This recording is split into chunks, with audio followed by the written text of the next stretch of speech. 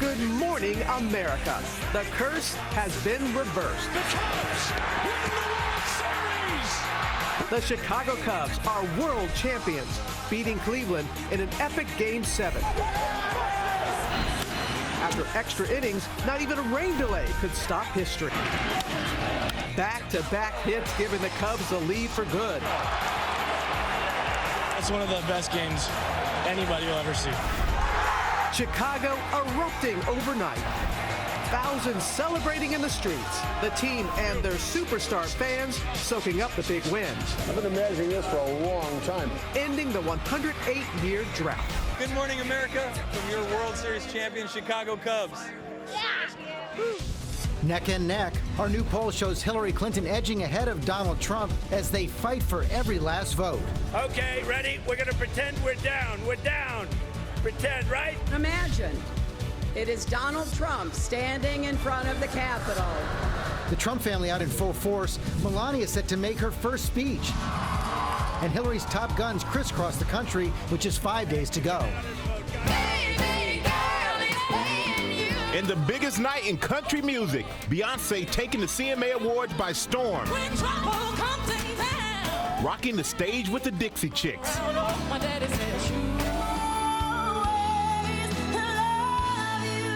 And a star-studded tribute to Dolly Parton as she takes home the Lifetime Achievement Award. Thank you so much. The best moments from country's biggest night. Good morning, America. How about this guy? Because we haven't gone to bed yet. Live in Times Square, this is GMA with Robin Roberts, George Stephanopoulos, and Michael Strahan. Good morning, America. I don't know about you. I was going back between the CMAs and the game, but I got to tell you, it was a moment, 108 years in the making, 10 years, 10 innings until almost 1 in the morning. Total team effort. I did the same thing as you, Robin. Back and forth between the two. And the fans of Chicago are so excited. There they are, outside of Wrigley Field. I would say they called in sick to work. I think they're so happy they forgot they had jobs. So they're extremely happy out there. And it was a heartbreaking night for Cleveland. Yeah, too bad for Cleveland, but they did have the Cavs this year, and Chicago has waited so long. Take a look at this morning's Chicago Tribune cover.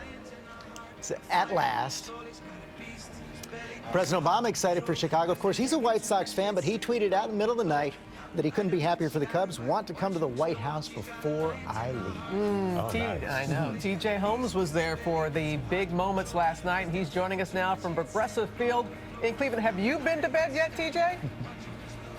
I have not been to bed in 2 days, Robin, in fact, but who cares? Yeah. After what we just saw, really, guys, I was in here for every single moment of that game last night, and we could not believe what we were witnessing. And why would we?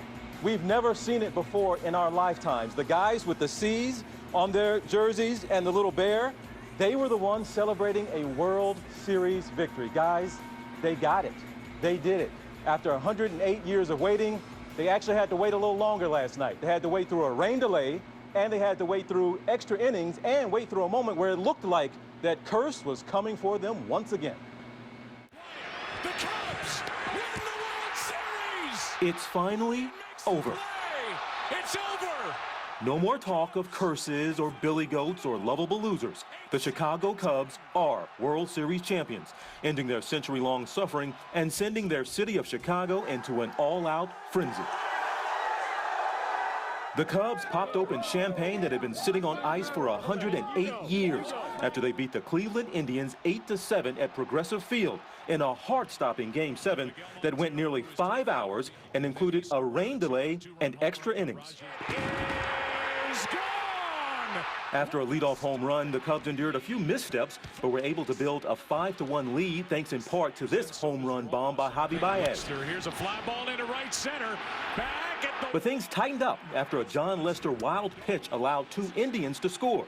Then, with a 6-4 lead in the 8th inning and their lights-out closer on the mound, this happened. A 2-run homer that tied the game and drove Cleveland fans, including this one, wild. LeBron celebrating. World Series MVP Cubs second baseman Ben Zobrist says at that moment, the curse crept in. I got to be honest, when they came back in the 8th, it was on my mind a little bit. To add to the drama, rain in the 8th inning. The tarp came out, the players and the fans went in before play resumed 17 minutes later. The teams ended the ninth inning tied, but in the top of the 10th, a Zobrist double and a Miguel Montero single allowed 2 runs to score. The Indians were able to put up 1 run in the bottom of the 10th, but down to their last out, this routine grounder made for an easy final play on what was a long, hard journey. I cried. I cried like a little kid. You know, it hadn't been done in a century and some. So, you know, to be a part of this is definitely it's a blessing. The Cubs have their first title since 1908 and were playing in their first World Series since that infamous GOAT curse was put on them back in 1945.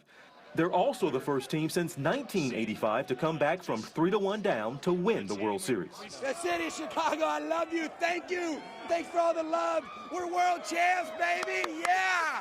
Cubs superfan Bill Murray got in on the celebration, emotional in the stands, honking a horn on the field, and enjoying the champagne in the locker room. It was very interesting to watch these Chicago Cubs fans, guys. Many of them young, of course. So to watch a 30-year-old vent 108 years worth of frustration was very interesting to see. But they let it all out here last night, and certainly the contrast to the Indians fans who've been waiting 68 years. They've got to wait at least 69 now since their drought is going to continue. But I heard someone put it best. It was the Chicago Sun-Times, guys. They said this wasn't just the best thing since sliced bread. This was the best thing since 20 years before sliced bread for what happened to us with the Cubs winning this thing. Let's go see what it looks like in Chicago right now. They were in the streets all night long. The bars were full. They did not close last night. The parties have been going on through the night. Alex Perez is there. Hey, George, good morning. I don't know if you can hear me. I'm assuming you can, but some of these fans have been here through the night. This is Wrigley Field like we've never seen it before. They have been here all night. The team expected to arrive here at Wrigley Field in just a short time. Now, this city went crazy the moment the Cubs won in Cleveland last night. Fans by the thousands took to the streets, and they were doing whatever they can to celebrate, hanging out of their cars, honking their horns, doing whatever they can to savor this moment that has been 108 years in the making. Now, I want to show you this. Check this out. This, fresh off the presses, check this out. The brand new championship shirts, and of course, here you go. Look at the hat. There you go. The championship hat. There you go. They're ready to celebrate. Michael and Robin, back over to you. That looks like a lot of fun. I'm kind of jealous of you right now, Alex. And Alex, thank you. And joining us now from Cleveland, ESPN's Jessica Mendoza. And Jessica, good morning to you. Good morning. Are you kidding me? It's crazy what's happened the last 24 hours. Well, you were there. You were there in the middle of it all last night. The rain delays, the extra innings, all the drama that you only read about in a Game 7 in a book. And how was it for you to be there last night in person to witness history?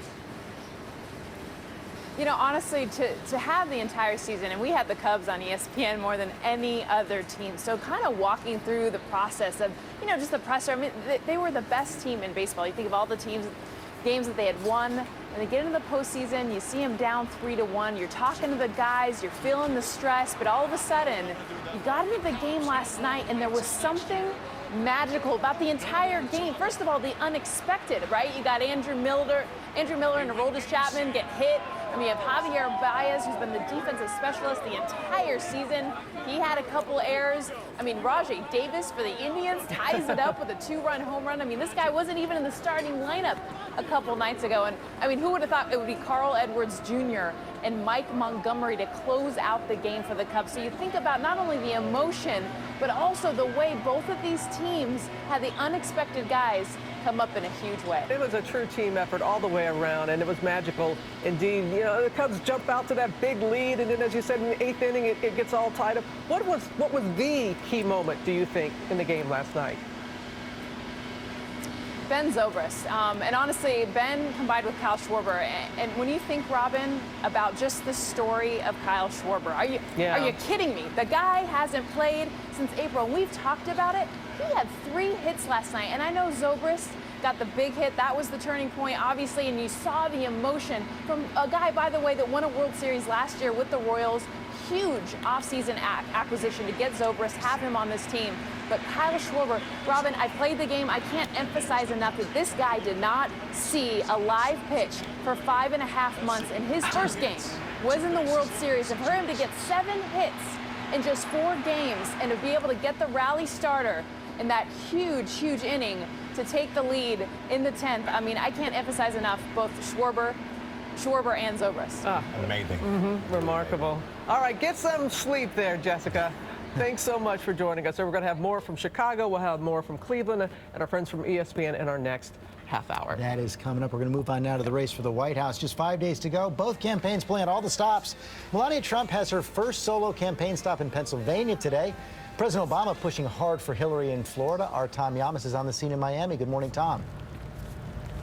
George, good morning to you. To give you a sense of how tight this race is, both campaigns ran 3 ads during that World Series, and the only thing comparable to the big money is the big effort on both sides to get out the vote.